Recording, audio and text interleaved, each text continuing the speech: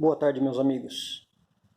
Agora eu vou calandrar esta chapa de 2 milímetros com largura de 60 milímetros para fazer o contorno que tem um raio variável para fazer a caixa do ventilador radial. Eu vou usar a calandra alfa que eu produzo e comercializo. E aqui para esse trabalho eu tirei os 2 anéis da polia inferior dos 2 lados e também eu aproximei para o centro os 2 eixos inferiores.